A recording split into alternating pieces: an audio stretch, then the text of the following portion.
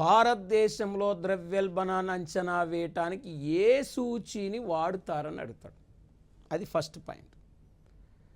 టోకో ధరల సూచి, చిల్లర ధరల సూచి,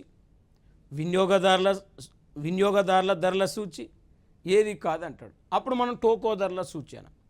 ఇంకా మనకి ఎట్లా అడుగుతారంటే టోకో ధరల సూచీలో అత్యంత భారితము ఏ రంగానికి ఇస్తారని అడుగుతాడు. అంటే హైయెస్ట్ వెయిటేజ్, అత్యంత భారితం. ఇక్కడ మనం చూస్తే ప్రాథమిక వస్తువులకు ఇచ్చిన భారితము 22.62%. మరి 22.62% భారితం ఇచ్చారు. అదే ఇంధనము, శక్తి, పెట్రోల్, కోల్ కేవలం ఇచ్చిన భారితము 13.15% భారితం ఇచ్చారు.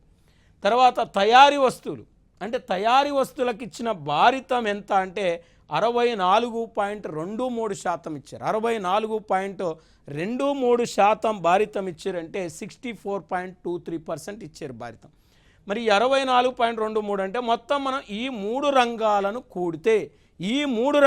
కూడితే ఇచ్చిన భారితం కేవలం మొత్తం 100%. ఈ 100%లో మనకి ఇక్కడ ప్రధానంగా మీరు చూడండి, ఇక్కడ 13%, ఇక్కడ 64% అంటే ఇక్కడ ఈజీగా ఆన్సర్ మనం చేయటానికి అవకాశం ఉంటుంది. టోకో ధరల సూచీలో అత్యంత భారితము దేనికి ఇస్తారంటే తయారీ రంగానికి ఇస్తారు, తయారీ వస్తువులకు ఇస్తారు.